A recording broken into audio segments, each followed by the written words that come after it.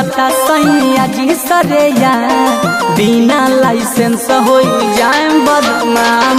Checking चलता सैया जी सरेया, बिना लाइसेंस हो जाए बदनाम।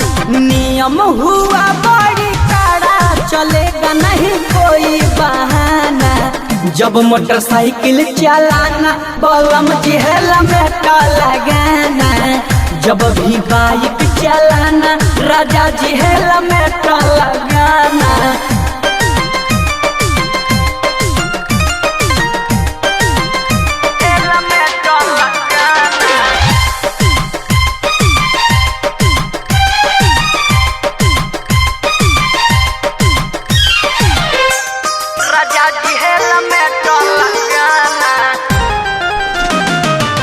नया नियम तुम रखना ध्यान जी, नहीं तो महंगा कटेगा चालान जी।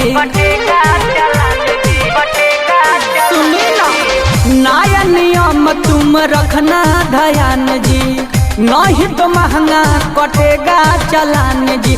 कागज पत्र ठीक रखना, मांगेगा तब तुम भी दिखाना। कागज पत्र ठीक रखना, मांगेगा तब तुम भी दिखाना। जब मोटरसाइकिल चलाना बलम जी हेलमेट लगाना। जब भी बाइक चलाना राजा जी हेलमेट लगाना।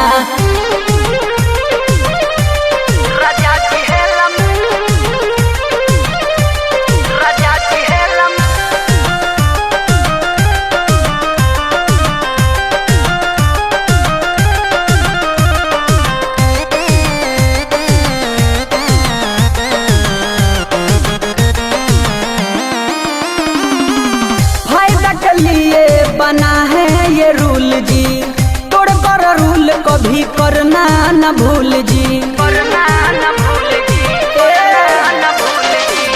फायदा के लिए बना है ये रूल जी, तोड़ कर रूल कभी करना न भूल जी। दिलीप को पता नहीं है, चंचल को तुम जाके बताना।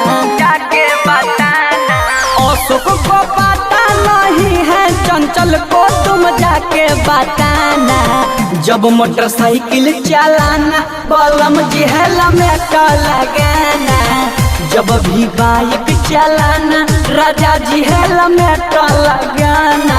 चेकिंग चलता सैया जी सरेया, बिना लाइसेंस हो जाए बदनाम।